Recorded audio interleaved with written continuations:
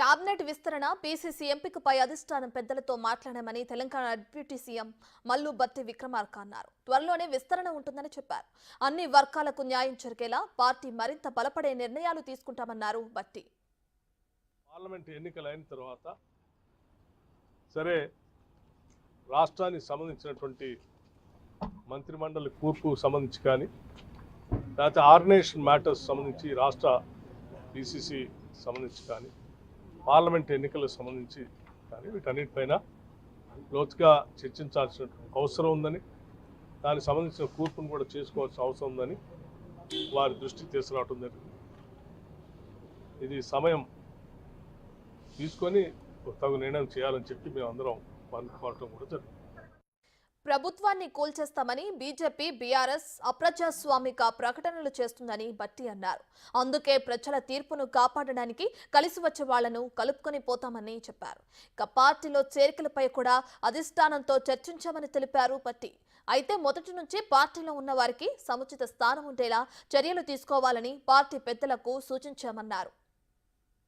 ఈరోజు రాష్ట్రంలో మనం చూస్తూ ఉన్నాం, ఓ పక్కన భారతీయ జనతా పార్టీ కానీ ఇంకో పక్కన బీఆర్ఎస్ పార్టీకి సంబంధించిన నాయకత్వం కానీ రాష్ట్రంలో ఉన్న కాంగ్రెస్ పార్టీ పైన కుట్రలు కుతంత్రాలు చేస్తూ అనేక రకాల ప్రకటనలు చేస్తూ కూలుస్తామని ఓ పక్కన ప్రకటనలు చేసి కాంగ్రెస్ పార్టీ ప్రజలు ఎన్నుకున్నటువంటి ప్రభుత్వాన్ని పైన కుట్రలు చేస్తున్నటువంటి సందర్భంలో ప్రజాస్వామ్యాన్ని ప్రజలు ఇచ్చిన తీర్పును నిలబెట్టడం కోసం అక్కడక్కడ ఆయా పార్టీల నుంచి కాంగ్రెస్ పార్టీలో చేరుతున్నటువంటి శాసనసభ్యులు చేరికలు జరుగుతున్నటువంటి ప్రాంతంలో అనాదిగా కాంగ్రెస్ పార్టీ కోసం పనిచేసిన సీనియర్ నాయకుల్ని లేకపోతే వారి సేవల్ని కూడా ఎలా అయితే చేరినటువంటి శాసనసభ్యులకి తగు రీతిన సముచితమైన స్థానం గౌరవం ఇస్తూనే గతంలో కాంగ్రెస్ పార్టీ కోసం అనేక సంవత్సరాలుగా ఆ ప్రాంతంలో పనిచేసి ఉన్నటువంటి పోటీ చేసిన అభ్యర్థులు కానీ పనిచేస్తున్న సీనియర్ నాయకులు కూడా పార్టీ సముచితమైనటువంటి గౌరవం ఇచ్చి వారిని కూడా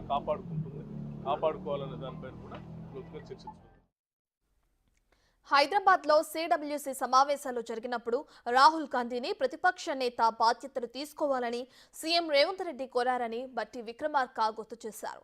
సీఎం కోరిన విధంగానే ప్రతిపక్ష నేత బాధ్యతలు రాహుల్ గాంధీ తీసుకోవడం సంతోషంగా ఉందని చెప్పారు.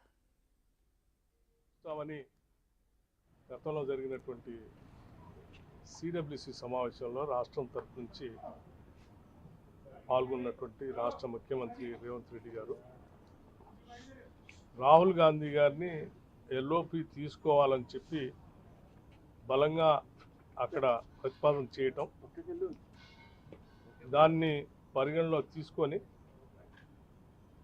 రాహుల్ గాంధీ గారు ఎల్ఓపి తీసుకున్నందుకు రాష్ట్రం తరఫు నుంచి organisation general secretary KC Venugopal గారు కలిసి వారి